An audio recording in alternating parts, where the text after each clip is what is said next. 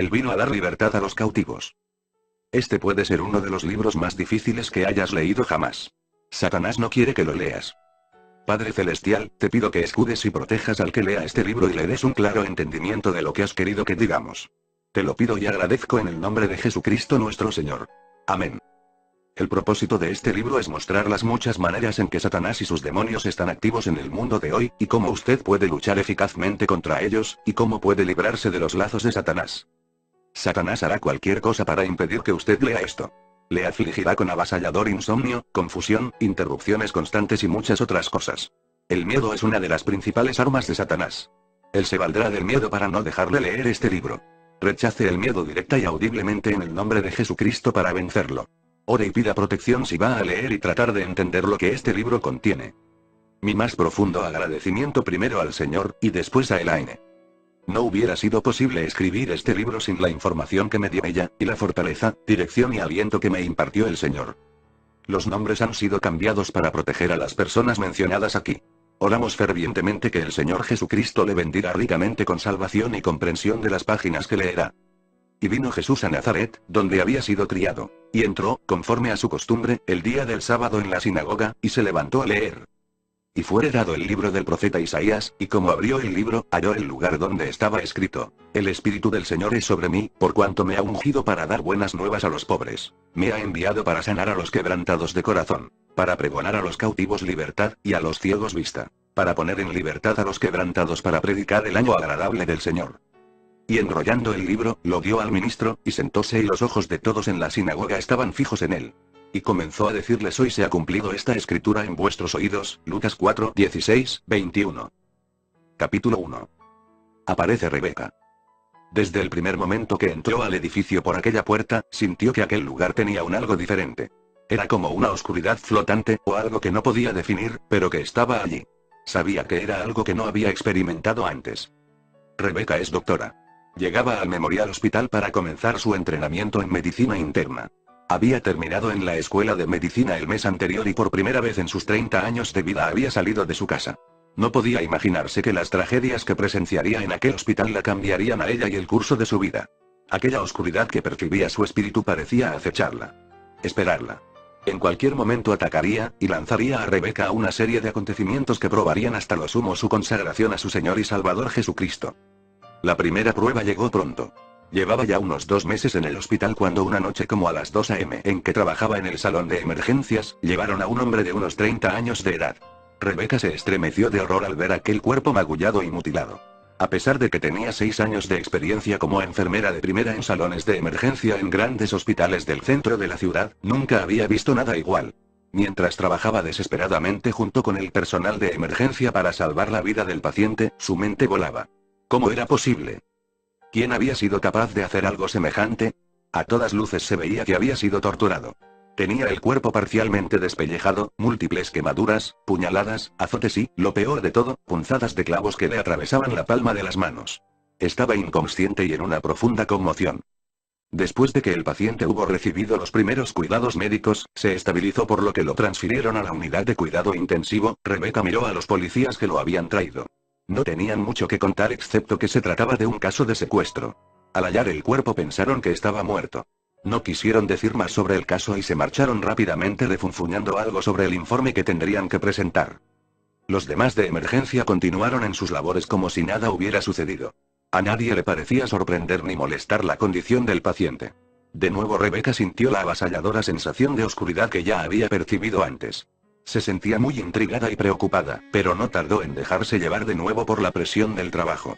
Nada de lo que había vivido hasta ese momento podía haberle sugerido siquiera la conmoción que le produciría el testimonio de aquel hombre, que no era otra cosa que un joven pastor. Tampoco sabía que el siguiente golpe lo recibiría uno de los pacientes a quien ella más apreciaba. Pero antes de seguir, veamos cómo el Señor había preparado a Rebeca para todo lo que tendría que enfrentar. Había tenido el gran privilegio y bendición de nacer en el hogar de unos fieles cristianos que oraban a diario por ella. Había aceptado a Jesús como Salvador a muy temprana edad, pero no sabía nada de lo que era caminar con él. Se había criado en un estricto y estrecho grupo religioso que no le había permitido entablar amistad ni interactuar con personas de fuera del mismo. Pero, extrañamente, siempre se había sentido rechazada por el grupo hasta el punto que nunca se sintió parte de él. Había sufrido burlas y escarnio en la escuela y dentro del grupo religioso. Había crecido con una profunda sensación de soledad. Además había sido enfermiza, y la niñez la había pasado entre la casa y el hospital. Luego, al crecer, se descubrió que tenía una enfermedad neuromuscular incurable y progresiva. Sus amantes padres le habían proporcionado estabilidad en la vida y sus oraciones la rodeaban y protegían, obviamente evitando que entrara en ese mundo de lo oculto que atrapa a tantos jóvenes con antecedentes similares. Durante el primer año en la escuela de medicina por fin llegó a entregarle al Señor todos los aspectos de su vida, y situó a Jesús no solo como su Salvador sino como el amo de su vida. Los 4 años en la universidad fueron duros no solo por la enfermedad neuromuscular sino también por la falta de dinero. Durante aquel tiempo Rebeca aprendió a confiar en el Señor, a caminar con Él día a día, a escucharle en lo profundo del alma, a seguir sus directrices, a recibir su sustento cotidiano. Antes de estudiar paramédico había sido enfermera registrada durante 7 años. Pero como resultado de la poderosa obra de Dios en su vida y de una cadena de milagros, había dejado la enfermería para volver a la escuela y estudiar paramédico.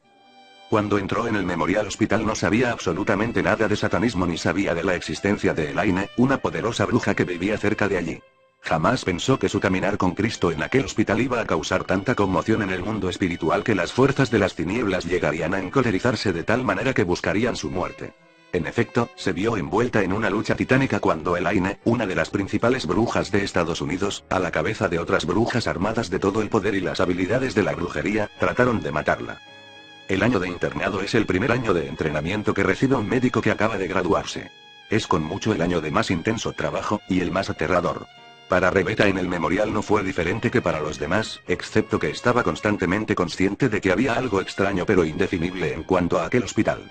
Nadie parecía notarlo, ni siquiera sus colegas cristianos. Desde el principio halló una asfixiante atmósfera de odio, murmuración y lucha en el departamento y, sin duda, en todo el hospital. Era un ambiente de extrema frialdad.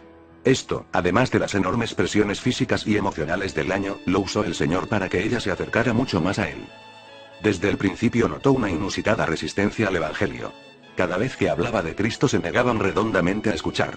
Es más, en sus primeros 6 meses en el hospital, la administración mandó a retirar las Biblias que los gedeones habían colocado en los cuartos de enfermos y colocó un aviso en cada estación de enfermería en el que advertía que cualquier empleado que fuera sorprendido evangelizando a los pacientes sería despedido en el acto.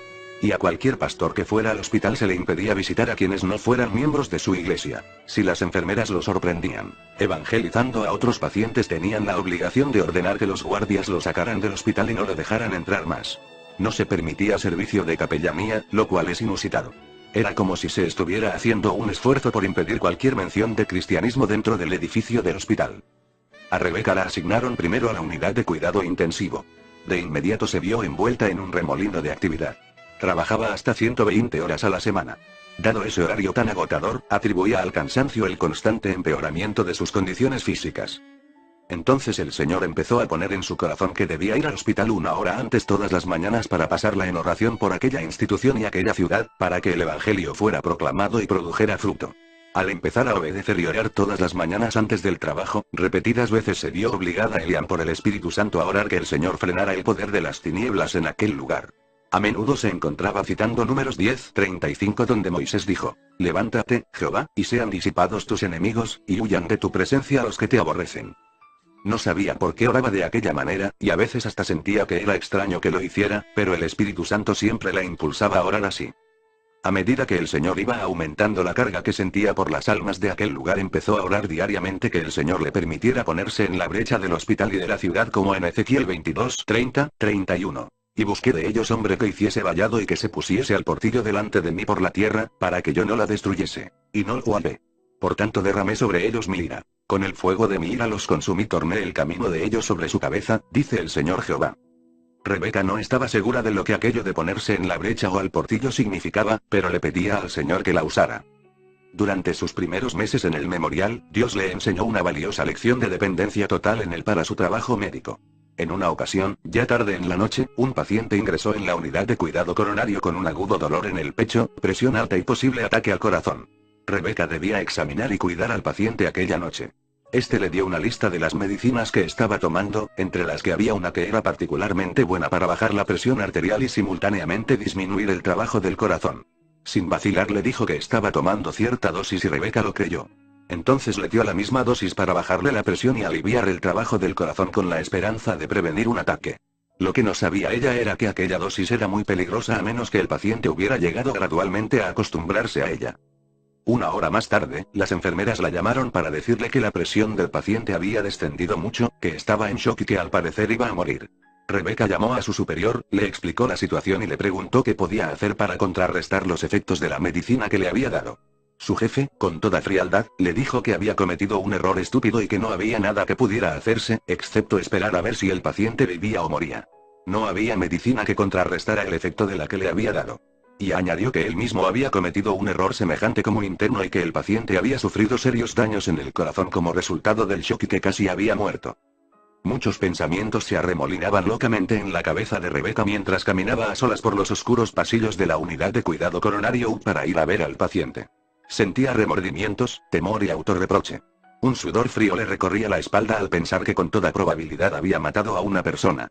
De pronto el Espíritu Santo le mostró el error de los pensamientos que la atormentaban. Había estado pensando: Dios hizo un universo de orden en el que las causas y los efectos se suceden en forma ordenada.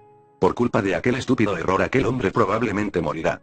Como la medicina era absolutamente irreversible, el efecto se produciría, por lo que no había necesidad ni siquiera de orar o esperar que Dios interrumpiera el orden universal por aquella estupidez. Con suavidad el Espíritu Santo inundó todo su ser con el conocimiento cierto de que ella era diferente. Ella era hija del rey. Por tanto, tenía un privilegio especial que los demás médicos no tenían. Tenía derecho a pedirle a Dios el Padre, en el nombre de Jesús, que corrigiera su error.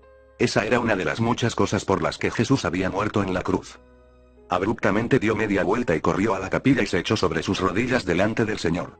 Le pidió fervientemente que corrigiera su error, ya que era una hija del rey afianzada en Hebreos 4:16. Lleguémonos pues confiadamente al trono de la gracia para alcanzar misericordia, y hallar gracia para el oportuno socorro. Se levantó y regresó a la UC. Al llegar encontró que la presión del paciente había vuelto a la normalidad, y no tenía dolor. Un nuevo electrocardiograma reveló que el corazón estaba trabajando perfectamente bien. Lo dieron de alta 2 días después sin ningún daño en el corazón. Aprendió también a seguir mejor la dirección del Señor a toda hora. Muchas veces él le hablaba a su espíritu en voz suave, y le señalaba errores antes de cometerlos, o le recordaba algo que había olvidado o pasado por alto o algo que había leído o aprendido en el pasado. Aprendió a ayunar y a orar que el Señor le revelara el diagnóstico en casos difíciles. Aprendió a depender del Señor para tener destreza en las manos, y a nunca hacerle nada a un paciente sin primero orar que Jesucristo, el gran médico, pusiera sus manos en las de ella y le impartiera su destreza. En todos los años hasta ahora, el Señor se ha mantenido fiel a ella y nunca ha tenido una complicación seria por culpa de algo que hubiera hecho mal. Como a los 6 meses de su internado, tras apenas haber sido asignada de nuevo a la unidad de cuidado intensivo el joven pastor que había visto en emergencia finalmente se recobró lo suficiente para poder hablar. Rebecca había estado bien al tanto de su estado, y constantemente había orado por él. El Señor frecuentemente la impulsaba a ir a su cuarto y conversarle. Un día él le contó lo que de veras le había sucedido y que había provocado su ingreso al hospital. Roberto era pastor de una pequeña iglesia cristiana en aquella ciudad. Había estado trabajando con algunas personas que adoraban a Satanás. En un pueblo cercano había una comunidad satánica muy grande, y el satanismo andaba rampante por aquel estado. Siguiendo la dirección del Señor, había estado ganando para Cristo a un buen número de aquellas personas. Habían dejado de servir a Satanás y habían aceptado a Jesucristo como Señor y Salvador.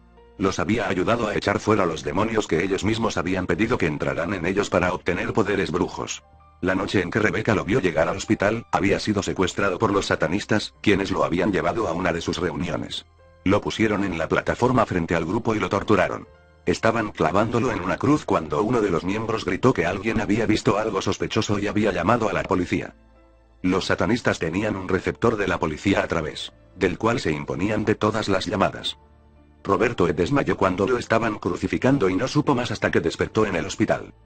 Rebecca estaba sorprendida, pues nunca había oído de algo igual. ¿Explicaba aquello la oscuridad espiritual que podía percibir en el hospital? Pronto sabría mucho más de eso. Cuando comenzaba su segunda ronda en la unidad de cuidado intensivo, su inquietud aumentó.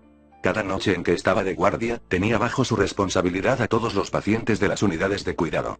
Un día empezó a notar que a pesar de que trabajaba con sus pacientes en un dedicado espíritu de oración, se producían muertes aparentemente inexplicables.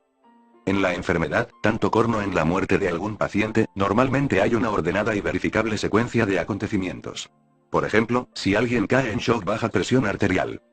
Por alguna hemorragia, una vez que se detiene la hemorragia por cirugía u otro medio y la sangre que ha perdido le es repuesta con transfusiones, la presión arterial no tiene por qué bajar de repente, a menos que vuelva a producirse una hemorragia u otra complicación con una infección fuerte. Sin embargo, muchos de los pacientes de Rebecca llegaban a un estado estable y de pronto, sin ninguna razón aparente, se agravaban. El corazón les dejaba de latir, dejaban de respirar o la presión les bajaba a cero. Muchos morían a pesar de que se tornaban todas las medidas para salvarlos. Rebecca estudiaba las autopsias de esos pacientes, y se sorprendía todavía más cuando descubría que la muerte había sido producida por el problema con que originalmente habían ingresado en el hospital. Otra cosa que le preocupaba era la frecuencia y la manera en que se producía lo que los médicos llaman psicosis de UCI aguda. Cuando un paciente pasa por la tensión de soportar una seria enfermedad, lo colocan en UCI, unidad de cuidado intensivo, por varios días, donde la luz está encendida las 24 horas, los monitores están funcionando y no hay ventanas. Debido a esto, algunos pacientes se desorientan y comienzan a tener alucinaciones, y ven cosas que no son reales. Sin embargo, en aquel hospital, la incidencia de psicosis de UCI era mucho mayor que en cualquiera de los demás hospitales donde Rebecca había trabajado como enfermera o como estudiante de medicina. Por eso se sintió guiada por el Señor a hablar con los pacientes apenas empezaban a ver cosas. Para su sorpresa, casi todos le decían que veían demonios en la habitación. Muy preocupada, comenzó a hablar de la incidencia de muertes y casos de psicosis en las conferencias matutinas con todos los internos y residentes. Aparte de ella, nadie más parecía estar preocupado por el asunto. Hasta dudaban de ella.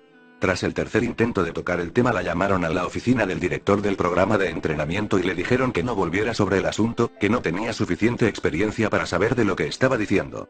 Cuando les dijo que tenía 10 años de experiencia como enfermera además de la escuela de medicina, le dijeron que si seguía causando problemas tendrían que eliminarla del programa de entrenamiento. Sus oraciones matutinas cobraron intensidad cuando trató de recibir revelación de Dios en cuanto a lo que estaba pasando. La primera se produjo a través de uno de sus propios pacientes. Perla era una anciana de color del sur de Estados Unidos que había estado bajo el cuidado de Rebecca por 6 meses. Se trataba de una cristiana vigorosa a la que Rebecca había llegado a conocer bien y a querer mucho. Una noche llegó muy enferma al hospital y Rebecca la ingresó en la unidad de cuidado intensivo. A la siguiente mañana, al dirigirse Rebecca a la UCI para hacer sus rondas, las enfermeras le comunicaron que Perla tenía psicosis de UCI.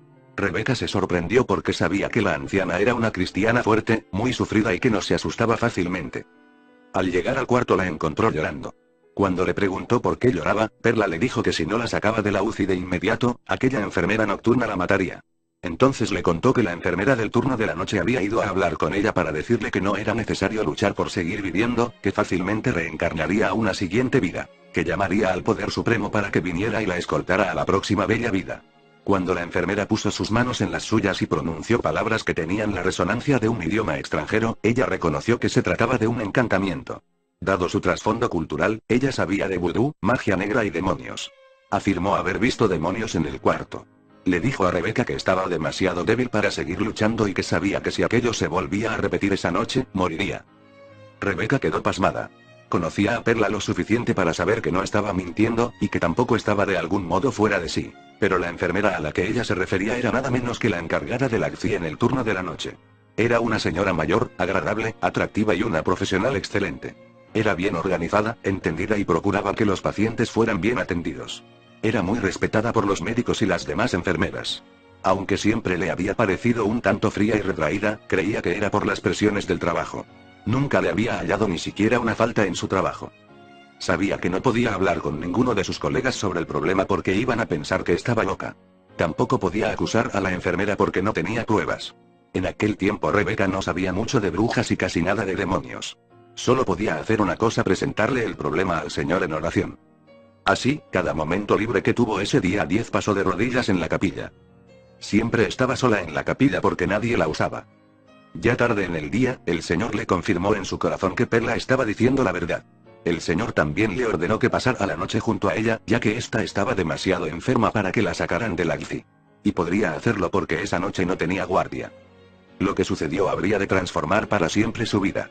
Sentada junto a la cama de Perla, sin esperar que sucediera nada, sintió opresión demoníaca como jamás la había sentido. Ellen, la encargada de la UCI, no fue al cuarto de Perla aquella noche. Rebecca sintió que un tremendo poder invisible se proyectaba contra ella. Sintió como si una mano gigante tratara de aplastarla contra una pequeña mancha de grasa en el piso, como si una fuerza invisible estuviera tratando de chuparle la vida. Trató de razonar científicamente lo que sentía, de convencerse de que solo era su imaginación, pero no le valió de nada. Sintió que el cuerpo se le estaba debilitando tanto que apenas podía permanecer sentada. Perla 10 sintió también.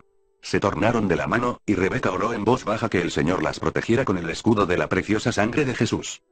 Y lo han vencido a Satanás. Por la sangre del Cordero, y por la palabra de su testimonio.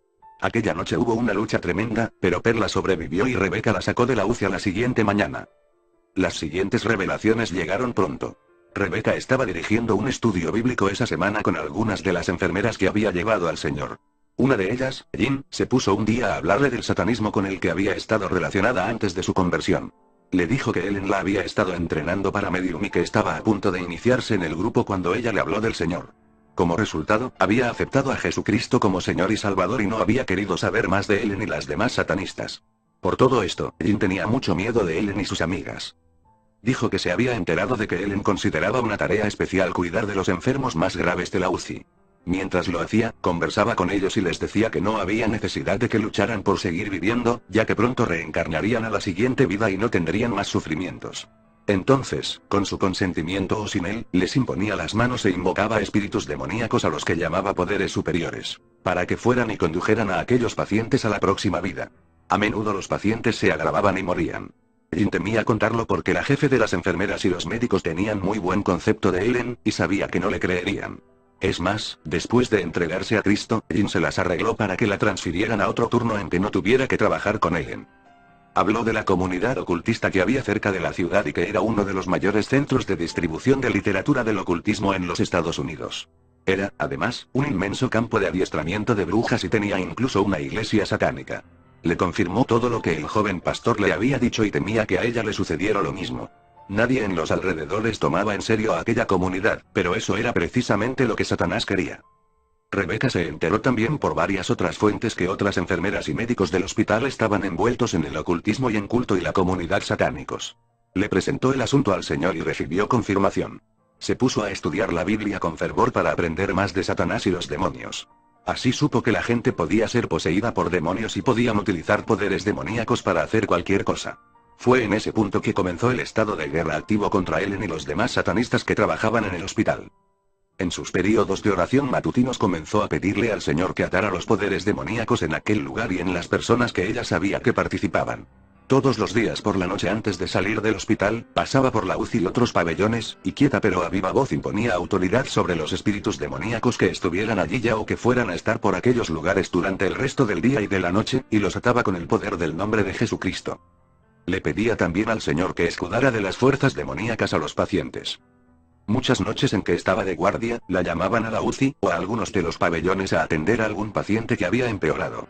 A medida que Dios le fue dando discernimiento en cuanto a qué problemas se debían a interferencias demoníacas, fue aprendiendo a afianzarse en Lucas 10:19. He aquí yo os doy potestad de hollar sobre las serpientes y sobre los escorpiones y sobre toda fuerza del enemigo, y nada os dañará. Y sobre Marcos 16:17. Y estas señales seguirán a los que creyeren en mi nombre, echarán fuera